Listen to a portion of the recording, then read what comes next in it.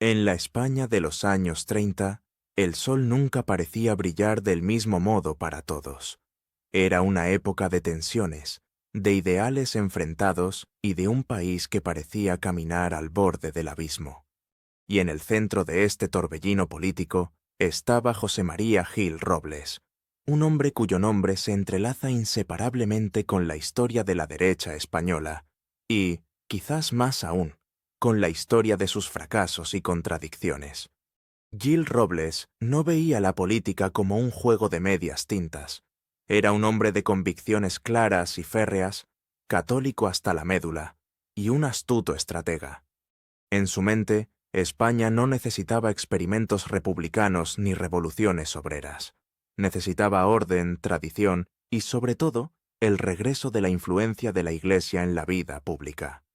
Con este propósito en mente, ascendió como líder de la CEDA, la Confederación Española de Derechas Autónomas, un partido que pronto se convertiría en el mayor bloque político de la derecha en la Segunda República. La CEDA no era un partido cualquiera. Al presentarse como una coalición de fuerzas conservadoras y monárquicas, su misión era clara: frenar la marea de la izquierda que había cobrado fuerza tras la proclamación de la República en 1931. Pero, a diferencia de otros sectores de la derecha completamente hostiles al sistema republicano, la CEDA supo jugar el tablero político, al menos de momento.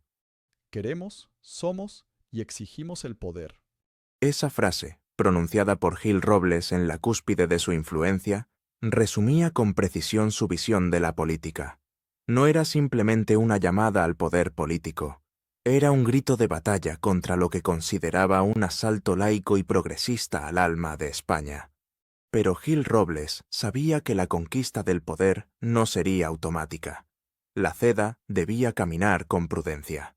Así que, durante sus primeros años, la estrategia fue una de apariencia moderada, participando dentro de las estructuras republicanas para garantizar que el péndulo de la política española comenzara a oscilar hacia su lado. La oportunidad llegó en 1933, con las elecciones generales. La República, joven y frágil, ya estaba marcada por el desgaste político y las divisiones internas. El bienio reformista dirigido por Manuel Azaña había movilizado a la derecha, que veía las reformas anticlericales, laborales y agrarias como una amenaza existencial. Y cuando los conservadores acudieron a las urnas, lo hicieron en masa.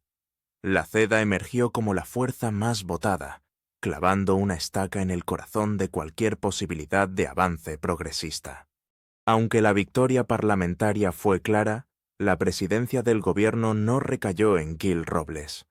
En su lugar, la derecha permitió que Alejandro Lerroux, un político más centrista, asumiera el liderazgo para apaciguar temores internacionales y republicanos.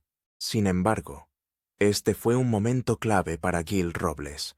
Si bien parecía aceptar su papel de respaldo parlamentario a Lerroux, utilizaba ese tiempo para tejer una red ideológica más amplia y sólida. Organizó manifestaciones multitudinarias del partido que evocaban los desfiles militaristas de la Alemania de Hitler e Italia de Mussolini. Aunque la CEDA defendía ostensiblemente valores democráticos, se apoyaba en imágenes y retóricas que hacían un claro guiño a posturas autoritarias. Pero no todo el mundo dentro de la derecha compartía la ambigüedad estratégica de Gil Robles. En su propio partido y en los sectores monárquicos más extremos, lo acusaban de ser demasiado moderado. Irónicamente, mientras que para la izquierda era un fascista encubierto, para algunos monárquicos y fascistas auténticos de la Falange, Gil Robles era un reformista tibio que no se atrevía a romper de manera contundente con el sistema republicano. En otoño de 1934, tras un año de tensiones crecientes, tuvo lugar uno de los episodios más críticos del período, la Revolución de Octubre.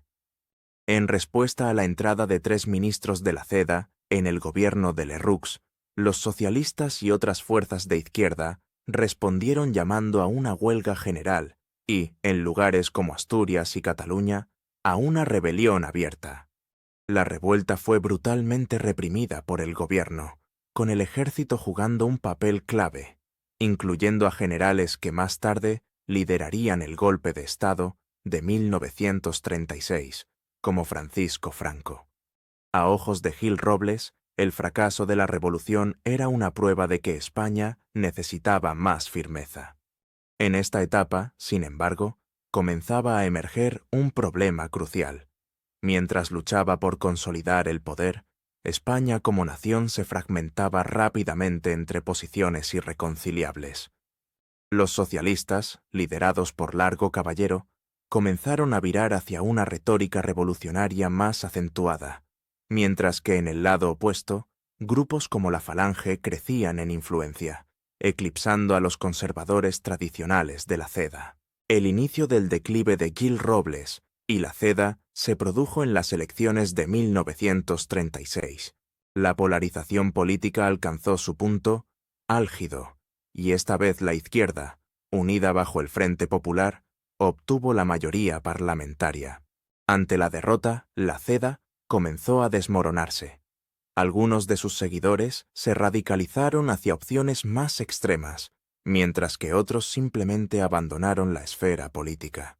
Gil Robles, por su parte, se encontró políticamente aislado, incapaz de reconciliar las fracturas internas de la derecha ni de contrarrestar el avance del Frente Popular. Y así, mientras España se precipitaba hacia la guerra civil, Gil Robles contemplaba el fin de su proyecto político. Había querido salvar a España del caos, pero en su búsqueda de poder terminó siendo un símbolo de las contradicciones y debilidades de la derecha republicana. Por un lado, trató de utilizar las instituciones democráticas para avanzar su agenda, pero simultáneamente coqueteó con tácticas autoritarias que alienaron tanto a sus aliados como a sus enemigos. Cuando finalmente estalló la guerra en 1936, Gil Robles fue marginado. No desempeñó un papel significativo en el conflicto, viendo desde lejos cómo figuras como Franco, que alguna vez había trabajado a sus órdenes, tomaban las riendas del futuro de España. La historia de José María Gil Robles y la CEDA es, en última instancia, una advertencia sobre los peligros de la ambigüedad ideológica y la fragmentación. Quiso ser el árbitro entre mundos opuestos, pero terminó perdido en el fuego cruzado de una España dividida. Y mientras los tambores de la guerra retumbaban, recordaba, quizás con amargura, su grito antiguo: «Queremos, somos y exigimos el poder». Un poder que, al final, jamás llegó a dominar plenamente.